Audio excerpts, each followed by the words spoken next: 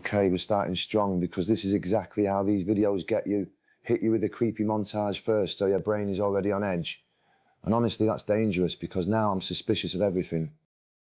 Nope. I hate the heavy breathing ones because that's the kind of sound that makes you look over your shoulder like an idiot for no reason. But also, why does it always sound like it's right next to the mic? That part gets me every time. Wait, hold on. A toddler saying there's a man with bad eyes in the hallway is one of those things that sounds cute for half a second and then instantly becomes horrifying. Because kids will say something like that with zero drama, and that's exactly why it lands so hard. Okay, the abandoned ship setting is doing a lot of work here, because even if nothing happened, I'd still be tense just from the atmosphere.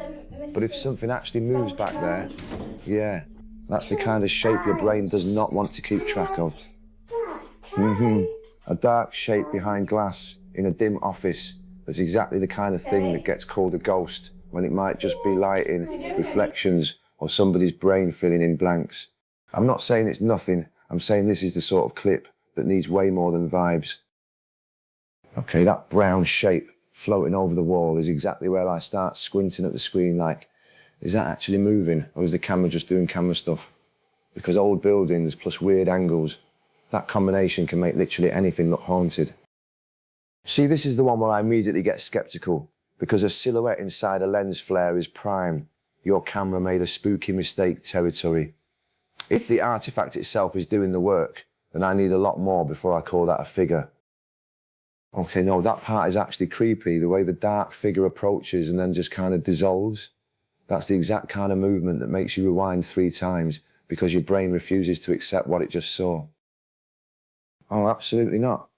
If I'm looking through a peephole and the door starts acting weird like that, I am already mentally moving out, because now it's not just something strange, now the house itself is joining in, and I do not like that at all. Okay, that face in the hotel window is the kind of image that stays with you way too long. Empty room, pale face, just staring out. That's straight up nightmare fuel, and I don't even want to know what I'd do if I saw that in real life. Lightning's doing the classic horror movie thing here, because now every flash turns the whole field into a jump scare. And that white figure standing there for even a second is exactly the kind of thing you argue about for the rest of the night.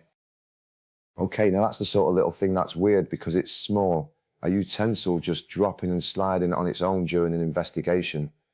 That's not the biggest, loudest scare, but it's the kind of detail that makes everybody in the room go silent.